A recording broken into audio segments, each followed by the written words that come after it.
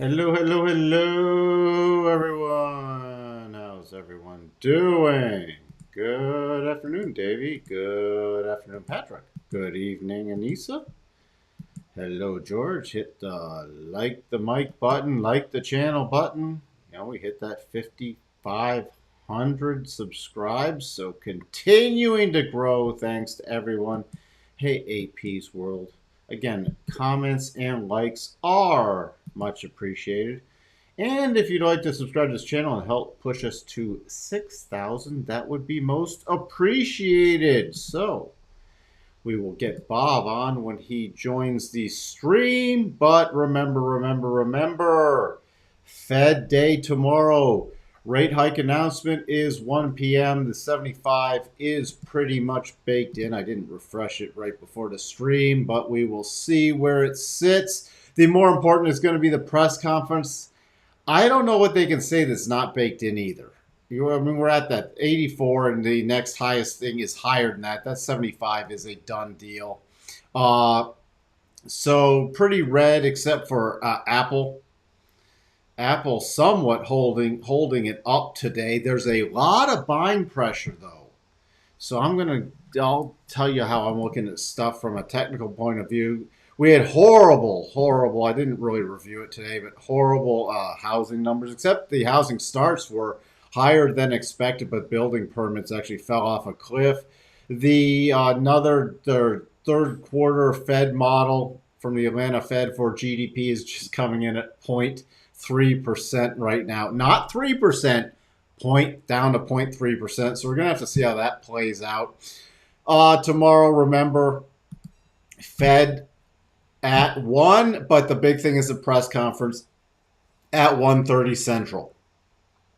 Again, it's going to be that 75 rate hike. For all your oil traders, do not forget about 10 a.m. Central Time. We got some more housing stuff out tomorrow, but with everything keying off the Fed, that's not going to be as important. And we are still in negative gamma mode. Even though that's not been refreshed, we are clearly in negative gamma mode. So I didn't even bother looking at Stitch Fix or anything after the close today. I did not have time. All right. Nice little bottoming pattern, though.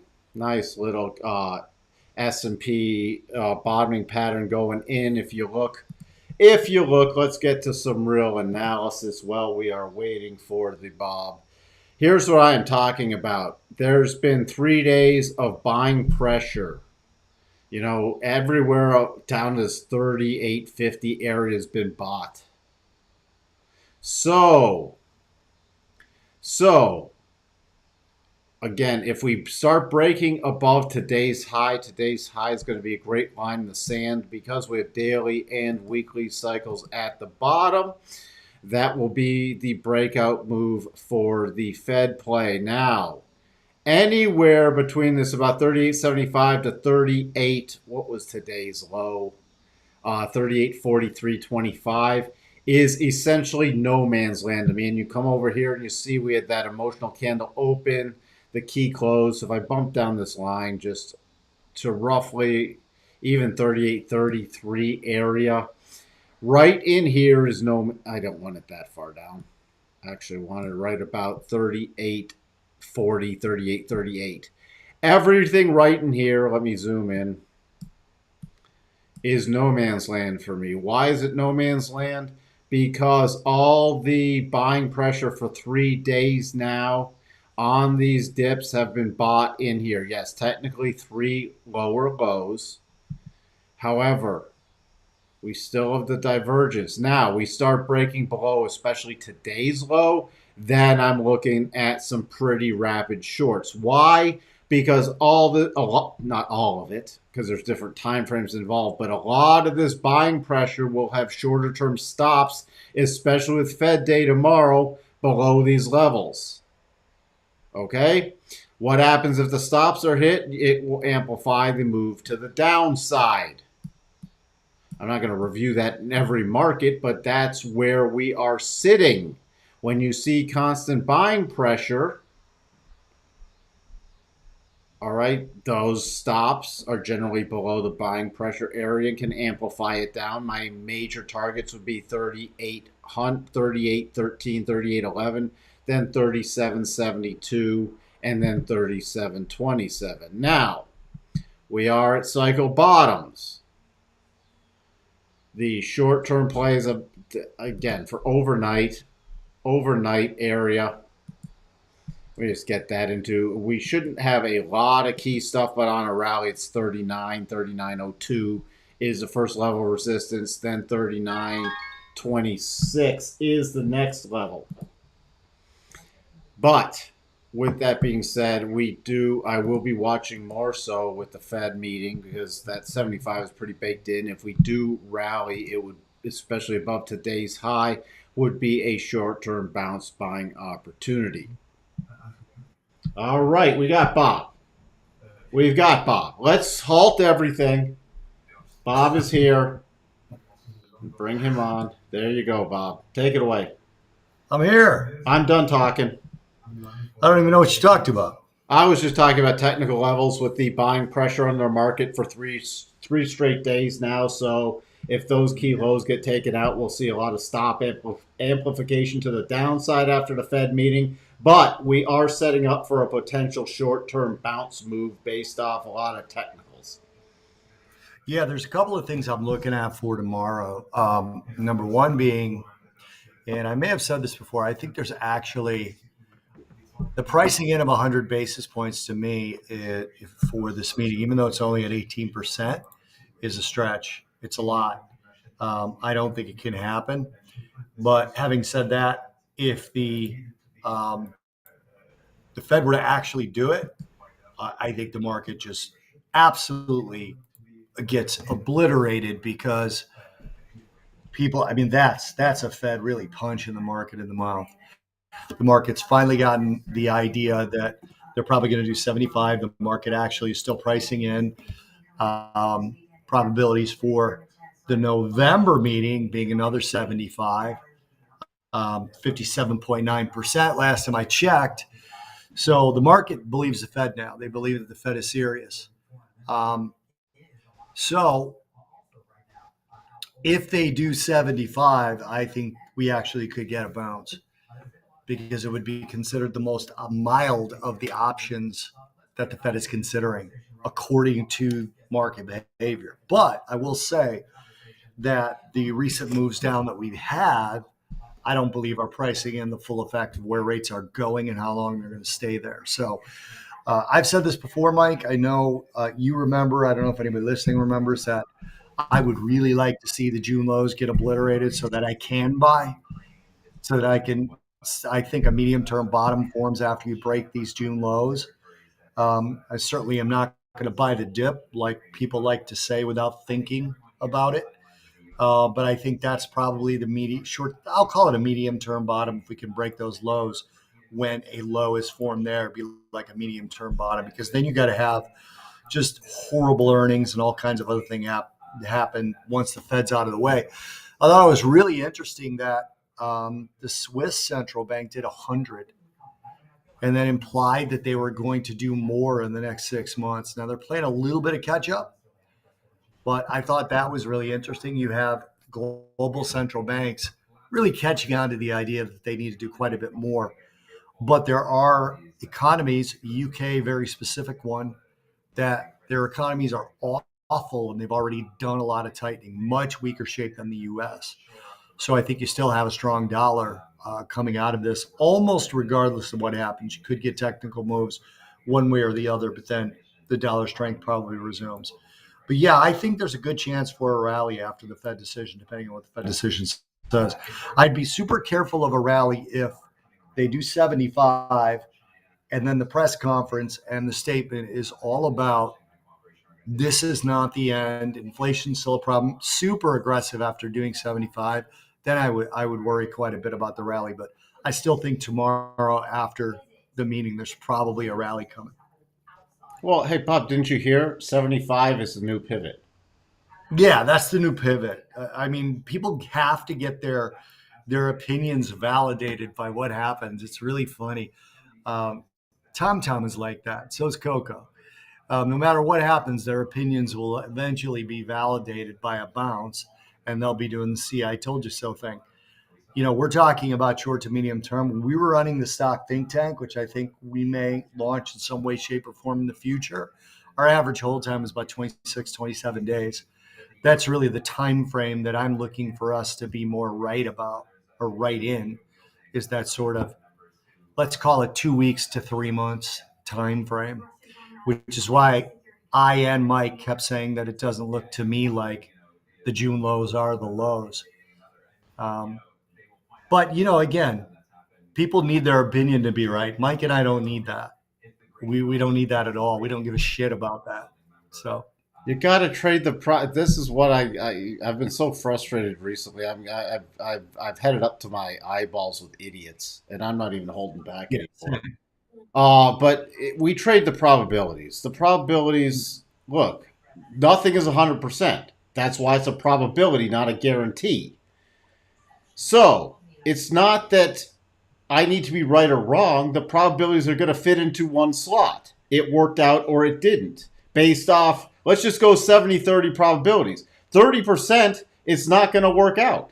Does that mean I was wrong? No, it means it fell in that category. The only way I'm wrong is if I'm not analyzing the stuff according to the systematic principles. Like if I say, oh, let's just throw all that out the window and I feel like buying. Hey, then yeah, if I wasn't using any systematic principles, then yes, I directly would be wrong. Why? Because guess what? I had a churning in my stomach and I felt like buying. That's me. That's all me then. All me. But you know what? If I'm using a pattern, if I'm using something that's been tested out, then there's the possibility that it's going to be one of the instances that didn't work. Do I take it personally? You can't take it personally. Now, if you're on here every day like a friggin' moron saying every day the stocks only go up, then eventually you'll be right. And then you'll go, oh, look, I was right, except for every other time I was wrong.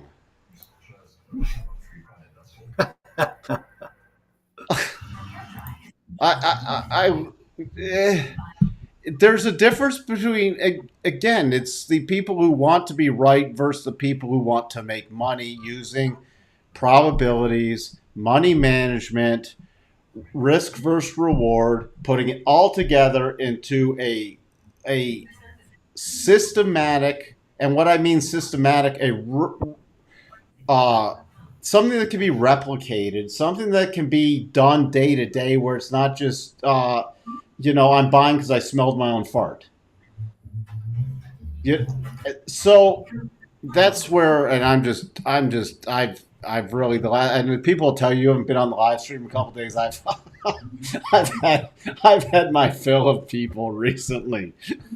yeah, So, by the way, Tom is making a prediction though. Fed will pause rates tomorrow after only doing 0.25% because the risk of economy recession. yeah. That is again like one of the dumbest things I've read ever since Tom's been in here. Tom, It'll be 25 basis points. they're not He's going not a 25 basis points tomorrow. It's not even on the radar screen. What Rich B said in here, Mike, is Tom. He perfectly described Tom. See it down there? But I'm not even, when I say I'm up to here with people, I'm not even referring to Tom. I'm referring. Yeah. Oh, I can't take it anymore. But other than that, so all right, let's get your thoughts. I think we're somewhat in sync on what we're expecting now. Yes, if they do 100 basis points and they come out super bullish in the press conference, and everything's going to ride, I think, unless they do 100. If they do 75, that's just but everything's going to ride on the press conference.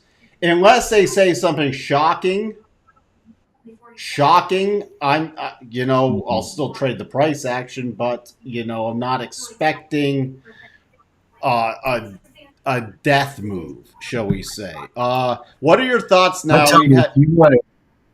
Yeah, that's okay. Go ahead, Mike. We had notes continue to sell off. I mean, they just hit the next harmonic level down, but they've been brutalized in the last, Yeah. I mean, Look at this. Look at the notes move down. That is absolutely brutal. So, what are your thoughts on like interest rates, bonds, notes, bills, anything on there? Yeah, I think we're getting close to a short term top on yields. Again, short term. I mean, when you look at a 10-year getting in the area of the highest yield since 2011, if you think about what happened after or prior to 2011 was the debt crisis, right? 2008, 2009, and this would be the highest yield since 2011. So you kind of feel that out and you say, okay, I don't think things are that dire, right? So from that perspective, I think we're getting close to the top in yields short to medium term. Then so many things can change from there. And that's part of the issue for me. Um, just a ton of things can change. And what I mean by that is, the overall direction of the economy. If you watched our podcast this week, Steph Pomboy talked about the earnings recession that's still not priced in. That's pretty brutal if there's an earnings recession for stocks. Because even though a lot of stocks are momentum stocks, don't make money anyway, they're not bought because of their earnings. They can be bought like that because other stocks have earnings and because the credit markets are open to them, because the overall stock market is healthy. If you're in a situation where stocks that have solid, consistent earnings start to go into an earnings recession, that really takes the credit markets out of the equation for a lot of these companies that don't make money. So you look at it from that perspective, and it can get pretty ugly. I'm going to pause you right there because MJ asked a question, Bob. My favorite question: any more weakness or cracks widening in the credit market, corporate or otherwise? Yeah, credit markets are weakening. I'll give you an example. Citrix tried to issue some corporate bonds, and banks were finding a hell of a time trying to find buyers for them. So credit markets are weakening substantially. The corporate bonds are going to have to offer a lot higher yields to get people to buy them, and a lot of this has to do with quantitative tightening and how it hasn't even really begun yet in earnest. So there's a lot of paper that needs to be bought by people, entities that probably don't want to buy it since bonds are in a sort of a free fall in price, right? And actually, there was another bond question. What was it? Because it kind of plays into this. Let me look. Um, Geo, I think, said it. Geo mission, high level question only. Yeah, here we go. What makes bonds smart money and stocks being dumb money? Okay, so Mike, you feel free to add to this, but it kind of goes to this credit market thing. Okay, bond investors and bond traders, people who run bond money. Okay, they don't just buy and go, okay, well this year I'm going to be up, um, 85 basis points because that's what the 1 year is up. Okay, they have parameters in terms of duration and yield targets, especially bond funds that are within pensions because they've got pension fund earning targets. So they not only have to manage the yield of the paper they buy, they have to manage the price of it because there's going to be times where they might have to sell out of it and the yield's not enough. So if they're losing money on the price, the yield gets obliterated. Um, what's an example? Let's say they put a $100 into a 1% yielding bond for a year, they make 101, right? But if it loses $10, now they're selling it at 90. So they lose $10, they only make 91 and they end up with a negative yield. So they have to manage that. Then they have to manage the duration risk. What's duration risk? Well, some of these bond funds have to produce returns in 5 years, but the only way to do it is to buy 15-year bonds. That's extending duration that they then have to bring that duration in when the money is due. So there's a lot more that goes into managing bonds than stocks, where it's like, Josh, whatever his idiot name is on CNBC, they pay a good yield. I'm buying it here. I think it's going up. That's dumb money. Okay.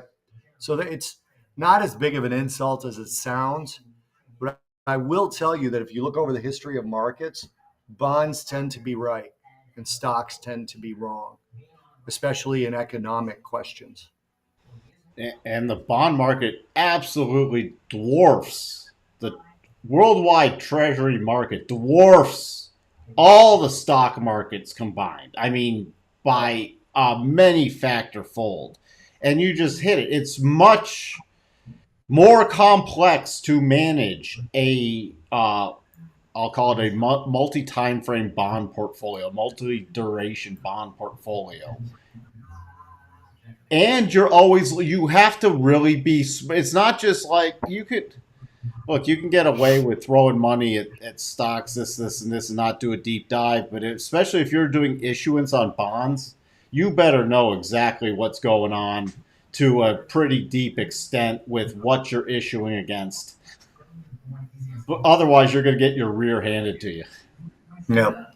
And so it's you don't have a lot of C students managing strong or doing a lot of strong massive credit issuance. You don't You have the do in stock yes, buying and selling. You have a yeah, lot of C students. yeah. Well, they go to the IPO and the SPACs. Right. You Right. know. Speaking of, how There's about Mr. somebody like SPAC King? What happened to his funds? Chamath Palihapitiya doesn't run a bond fund. No, there because he couldn't even run his SPAC funds. Well, he ran them. He ran them into the ground. They're going away. Oh God. boy. So that's your question.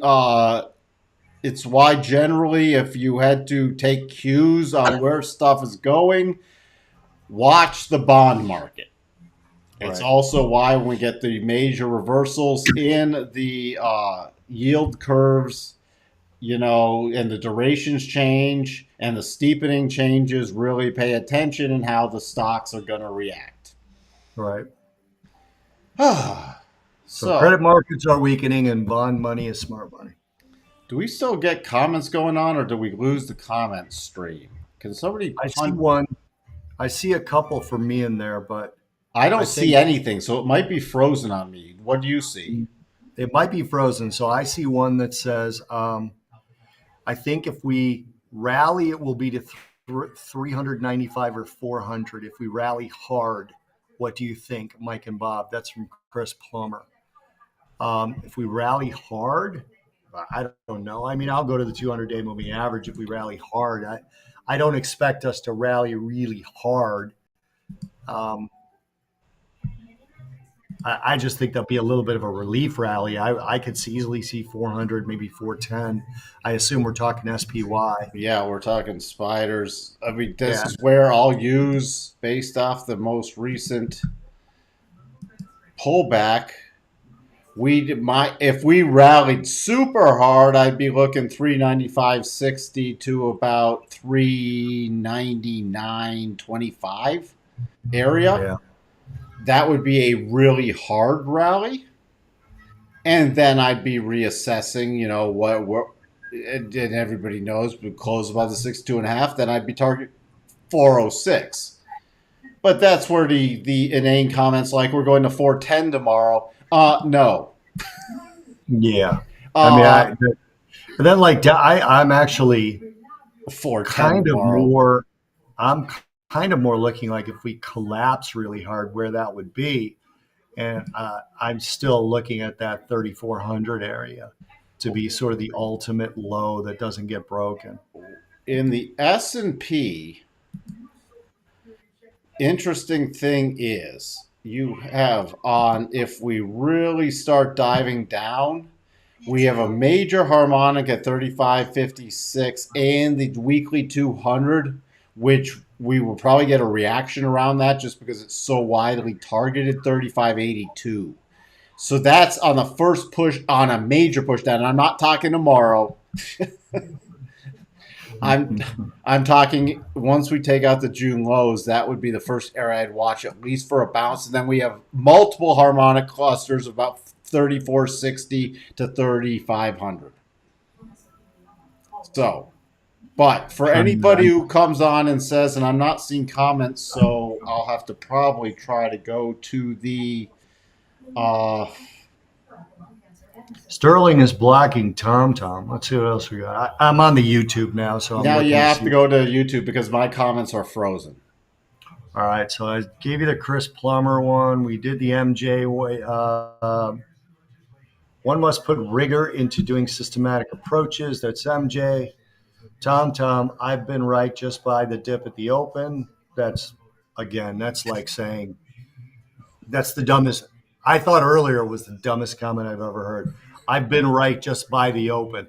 How did that work today? I mean, it's idiotic. It's like he doesn't even watch the markets. I think Tom Tom is easily maybe 11 years old. Um, let's see. Tom Tom, they can't let it fall. I don't even know why I'm reading these. Okay, so he's an idiot. Okay, so Sterling is blocking him. Geo, by the time we get to the June lows, the 200 will likely be there. Amit, yo, Mike, Bob, thank you for all you do. Saved a world of hurt these past 9 months.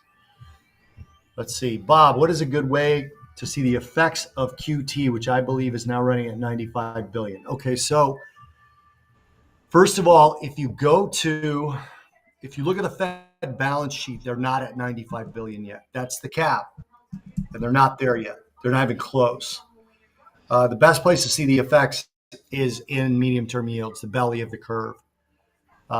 As that goes dramatically higher, that means they're struggling to find buyers to accept these. Remember, the Fed would reinvest proceeds from the bonds that matured and expired into new bonds. They're no longer doing that. As that goes, what the hell is that? Okay, so they're no longer doing that. So that means somebody else has to buy those. We have huge spending going on. That's going to be funded by debt. The Treasury is still issuing treasuries. So in the past, the Fed was buying a lot of those. You got to find new buyers for that. And you only find new buyers for that currently at higher yields. So that's where you look at it. You look at it in the belly of the curve, bond yields. Let's call it twos, fives, to a certain degree, tens. Okay, that's where you're going to see it. As those interest rates are rising, which what's been happening, they've been rising like crazy lately, right? I mean, if you look at here, I still have my sheet up. The 3 month is 151 basis points higher, so 1.5% higher than June 14th. The 2 year is 50 basis points higher. The 3 year, 32 basis points higher.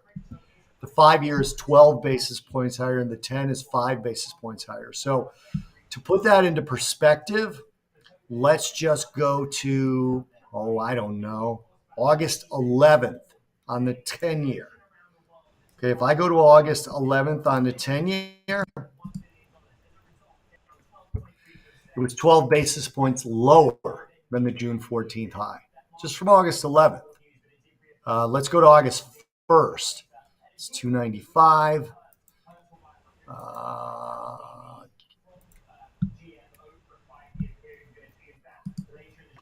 The 10 year was 89 basis points lower than the June 14th high. Okay, currently it sits at 5 basis points higher than the June 14th high. That just shows you the movement that we've seen. That's where you see quantitative easing.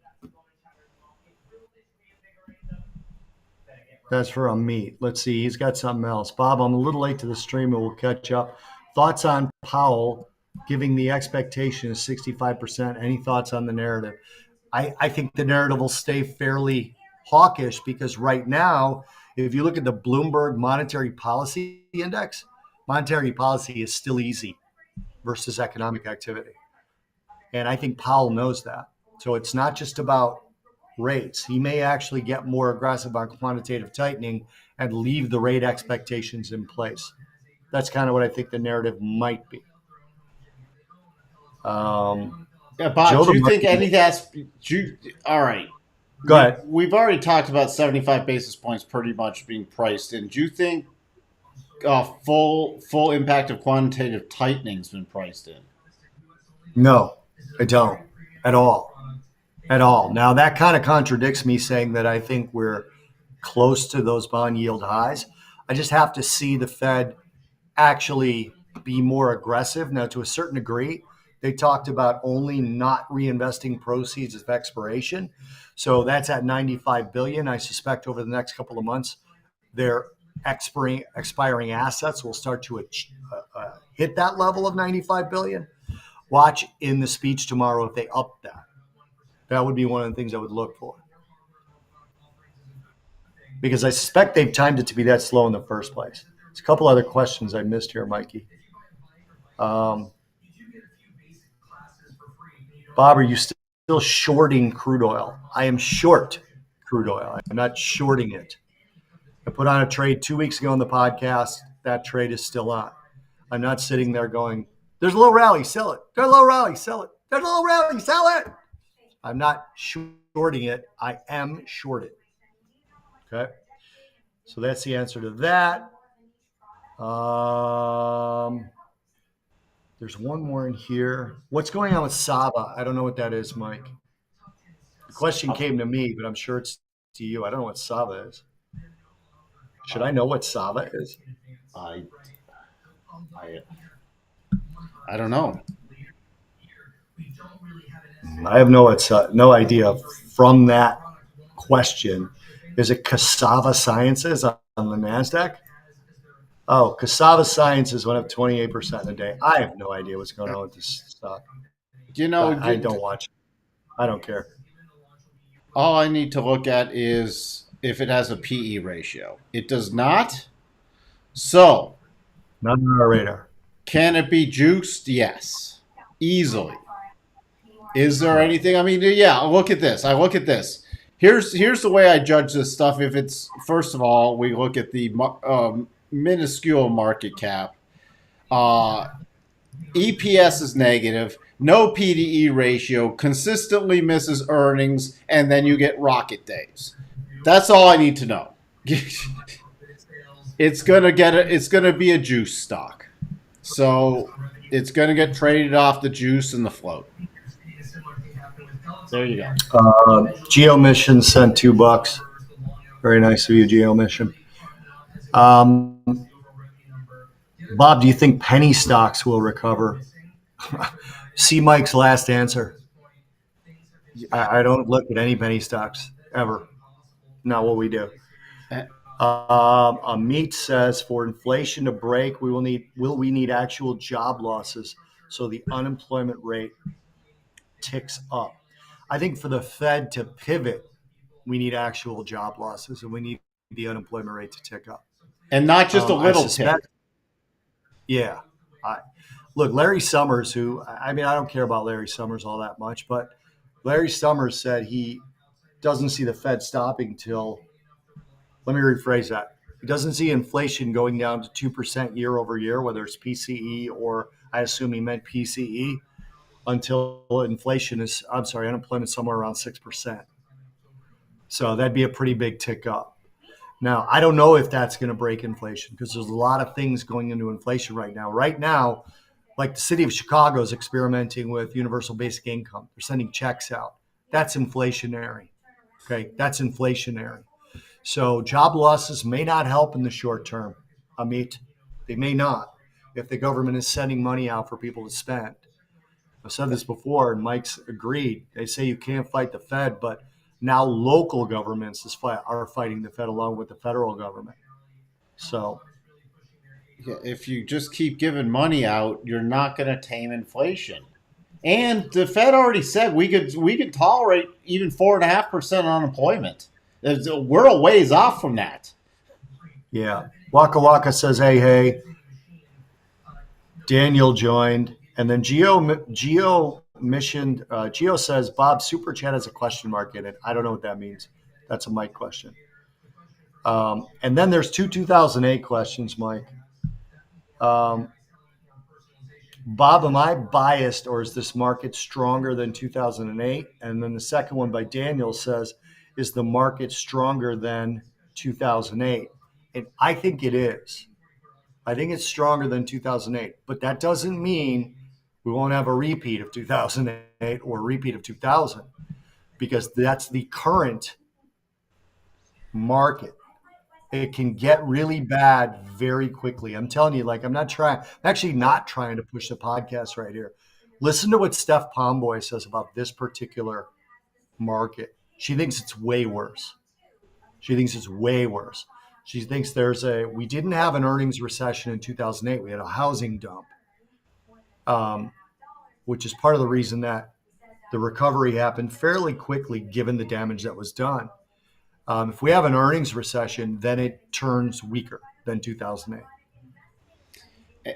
And that's what's key in my book, especially with this strong dollar. And I Yeah. don't think that's fully priced in because that can hit stock earnings a ton. And this earnings recession is not priced in. So currently, yes, we have a stronger market than 2008. Yeah. Also, we still have that mindset from the past literally 12 years, nearly 12 years, 11 years, of the Fed's still going to rescue. We still see it in here. The Fed's going to pivot. The Fed's going to pause. At every drop of the hat, the Fed's going to rescue the market. That's so much in the mindset, which that wasn't in a mindset in 2008. It was, Right. oh crap, you might have still had a Fed put at some level, but it wasn't at every turn the Fed's going to blink and have to rescue the market. Now we're still seeing it. Every turn, the Fed's going to have to change course and rescue the market because it's not about. And this is the thing that I think that some people are missing with the inflation aspect of.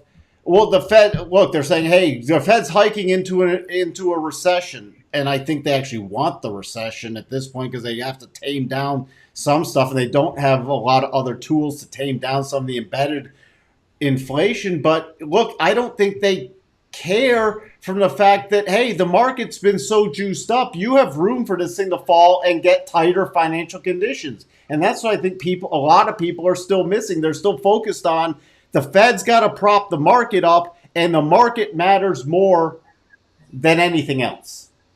Totally agree. I'll say this as well. If you have, if so, in 2008 we had the housing market, okay, and it collapsed, and then everything collapsed around it.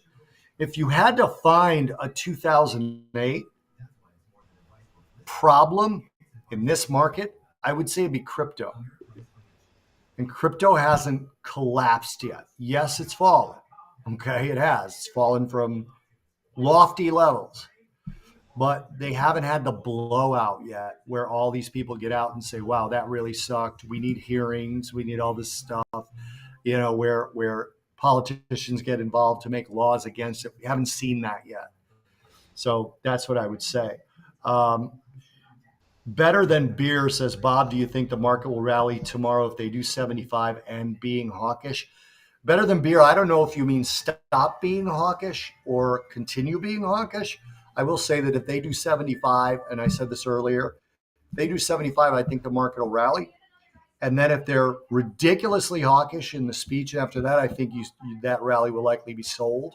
Maybe not all the way down to negative, but it'll likely be sold. And you start watching those November expectations and see where they go, because that'll tell you a lot.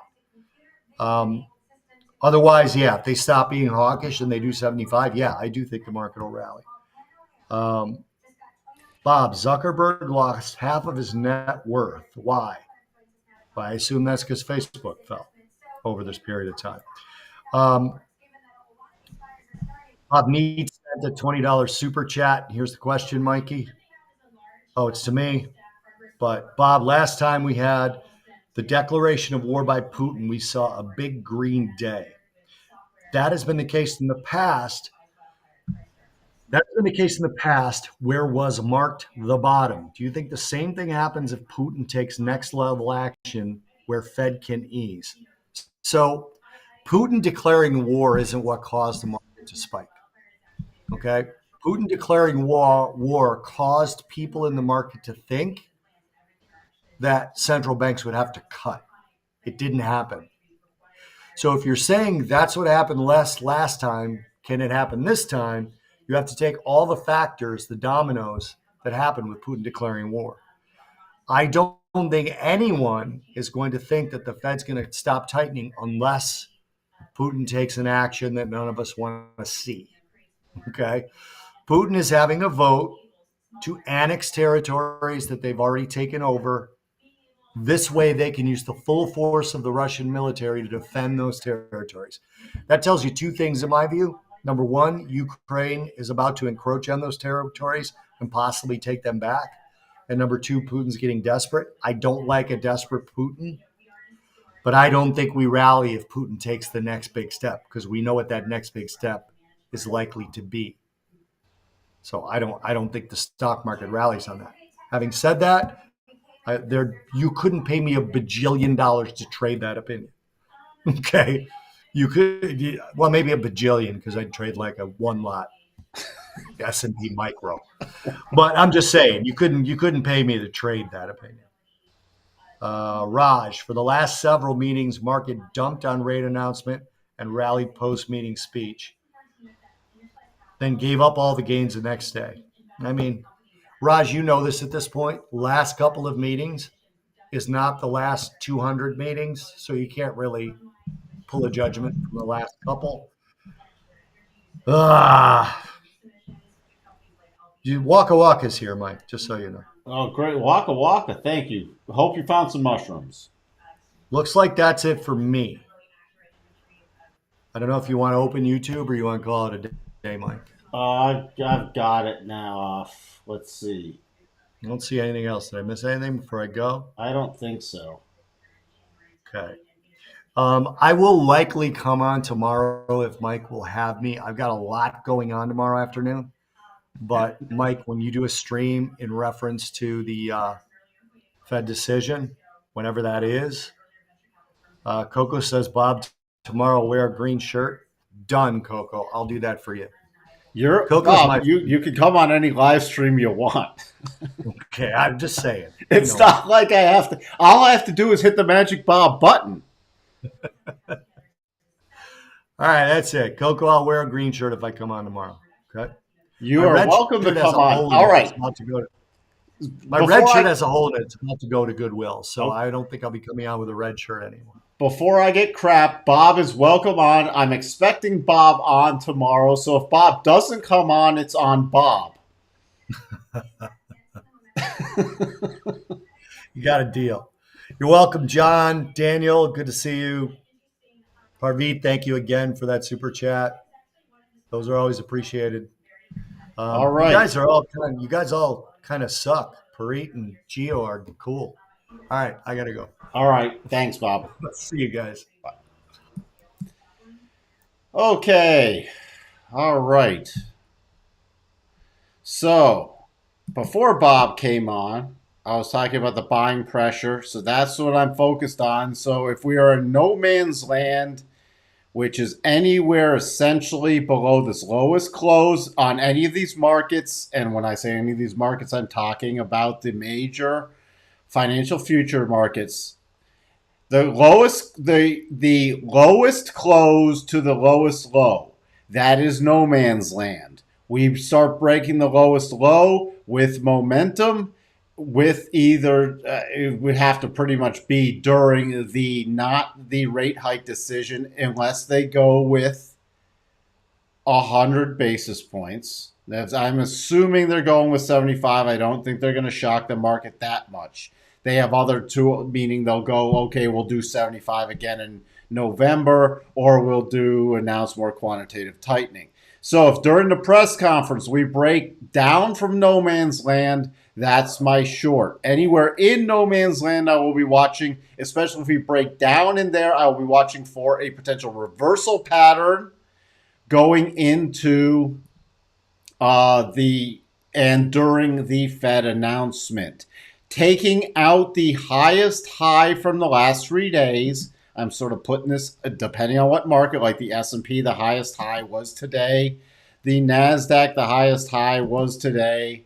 The Dow, and these were outside days, by the way, the highest high was today. So if it takes out today's high, and there can always be plays on momentum before that, but if it takes out today's high, then I am in short-term rally mode. And the key levels at this point that I shall target, all right, The major areas, the first one in the S&P would be this 30, because I won't have time to go through all this tomorrow morning, the 39.50 area with this key emotional close from the 13th. Above there would be the 37.5% harmonic.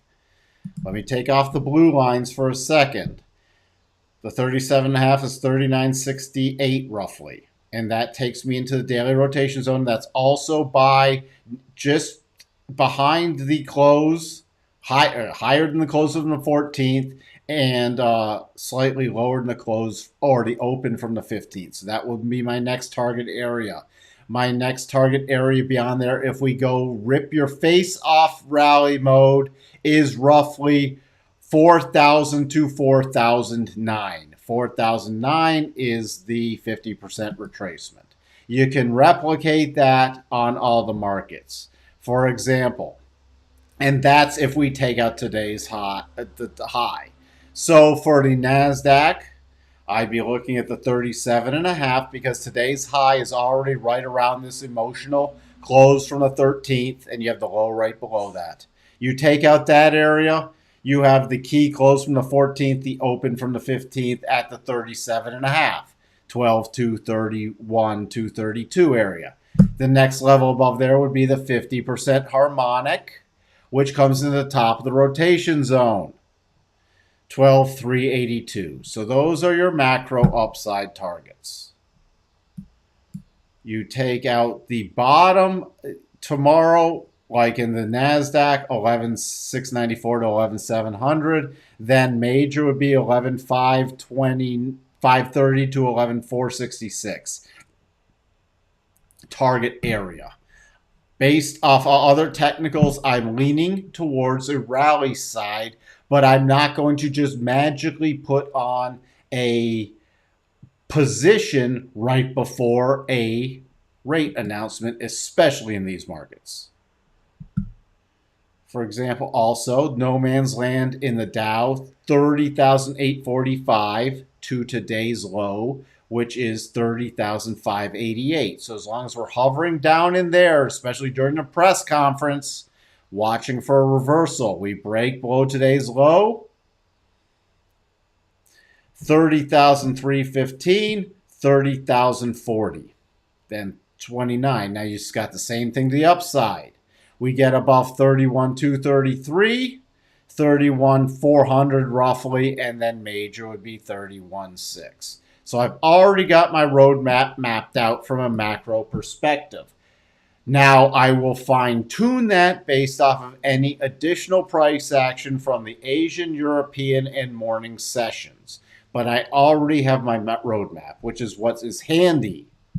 Now I can just fine tune it. Notes. Again, if we have a substantial rally tomorrow, I don't have a strong bottoming pattern. It would just be a percent buy. This, I didn't even check this into the close. And no, we don't have a potential double bottom yet. Could we get a potential double bottom by tomorrow morning, which would be a short-term bounce? We'll have to, again, see how some of this fills out tonight. Dollar index, back to that friggin' 75 has been key resistance. Still shooting for this 110.39 and then 110.78. Somewhere in this level, that's what we favor. We've still held the daily rotation zone. VIX we'll take a look at tomorrow. Crude, there's just not much to trade off besides very short-term moves. We'll take a look at that tomorrow. Euro is really pausing. You got key breakdown level 99.50, key breakout area about 100.50. Bitcoin is going to trade based off risk assets like the NASDAQ tomorrow. So we get a rally in the NASDAQ, watch for that rally in Bitcoin. You get the sell-off in the NASDAQ, watch for the sell-off. Other than that, and even if you look at the macro position in Bitcoin, yes, we're downward sloping, but we could still pop short-term before the next takeout move. Let's see. I gotta.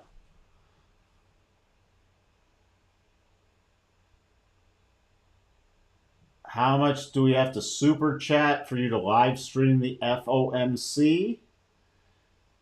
I can live stream the FOMC, but I would want people to show up and support the channel. Let me, and that's not like by a $1 super chat because it's going to really affect everything I'm doing.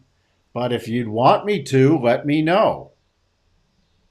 I mean, it'd be more so the more volatility is going to come with the press conference. So if people want to do some super chats and want to support it, let me know.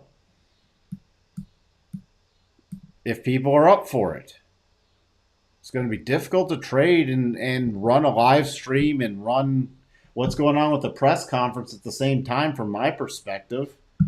But if it's valuable to people, you guys got to give me some feedback on that. Let's see. Can we get downside Tesla? Why is Tesla holding up? Because we got the stupid friggin' robot day. You still have. It's Tesla. It's a friggin' cult. The China numbers look absolutely atrocious, by the way, but it's not going to matter. Tesla's one of these things that is going to cascade at some point. You have the stupid, silly robot day from his magical dancing robot that's coming up, and that's what people are keying. They're essentially ignoring China deliveries. Look, until we get the break at least below this 265 area, can't get overly aggressively short. Especially until this stupid robot day is out of the way. You are in the key resistance level. We keep getting a fair amount of selling pressure up here, but if the market rallies, I'd be prepared for a pretty substantial move in Tesla. And the next area I'd be watching for is 337.32. You can use these other key reverse harmonics as minor levels, 320.78, 326.90, but my next major level is 337. And then I'm going to watch for that on a closing basis. Especially if we get a short-term silly pop in risk assets.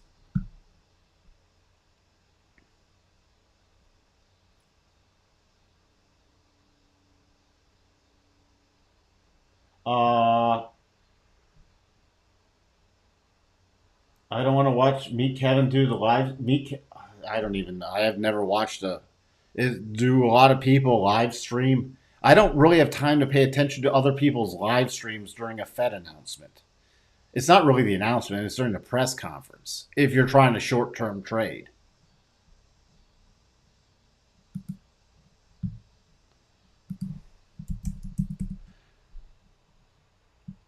Netflix, keeping the only thing with Netflix I want you to keep in mind, if the market pops, that's wonderful. Then you can play. Right now, you have a key level to play for a breakout trade. Let me reverse something here.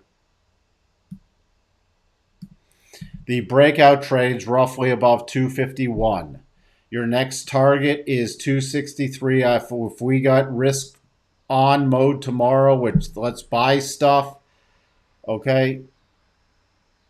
And this is more substantial. Before that, yeah, you can play for a retest of the highs. I'm just giving you more. But if we take out today's highs and we're in risk mode on the markets, my next target's is 260, 250, 263. And then on a continued rally, 271 to 274. The only thing I'd be, and this is also longer term, the only thing I'd be aware of, since I know some people like to trade Netflix, be watching this. Now, this is for longer term. Because even if this pushes up tomorrow, or pushes up even to this 262 area, this potential double can stay in place. So that's the key level I'd be watching with Netflix from a downside.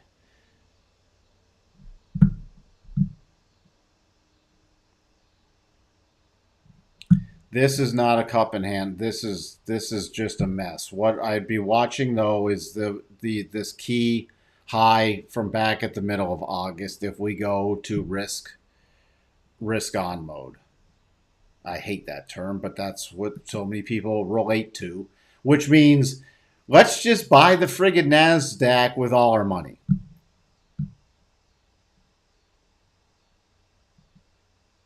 So no, this is not a cup and handle. You are going into a clear path move. Remember, a gap is a clear path move. However, that's why I'd say the next key level, if it does break to the upside, would be 271.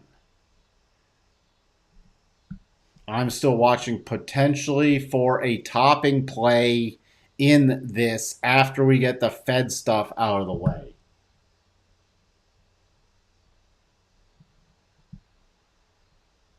What did I say? Just say, Lauren. I'm looking.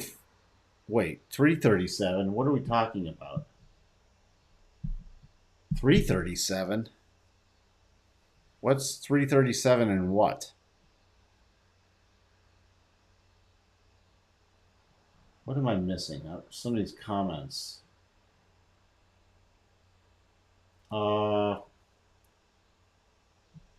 Please do the live stream and give us your opinion on this decision, if it's bullish or bearish. You're going to get that from the market.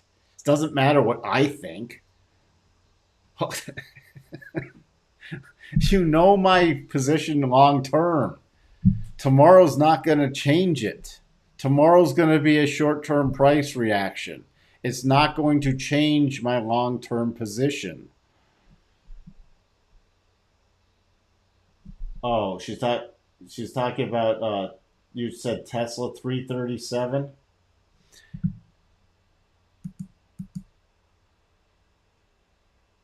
290 is what this key area is where I can shift to minor bearish and then major bearish below 265. Minor bearish is below 290.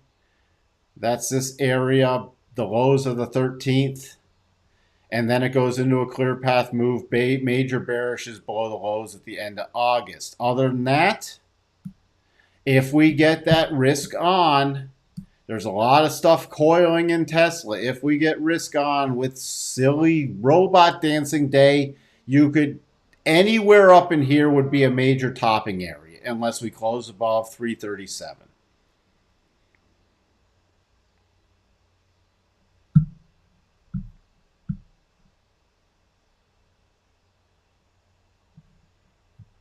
So, let me know tomorrow morning the thoughts on FOMC because I'd have to clear stuff off my plate to do it. With that, I'm going to wrap it up. We've gone an hour. Got a lot of info from Bob. Again, sorry for I couldn't put up comments. I'm trying to read them off. Me watching a YouTube stream while streaming because the Ecamm comments broke for some reason. So, oh good, Tom, you're back. I was so worried about you. With that, I will see everyone tomorrow morning, and we'll fine tune based off the Asian and European sessions. But tomorrow morning, I'm not expecting crazy stuff. It'll just be setting up for the afternoon move.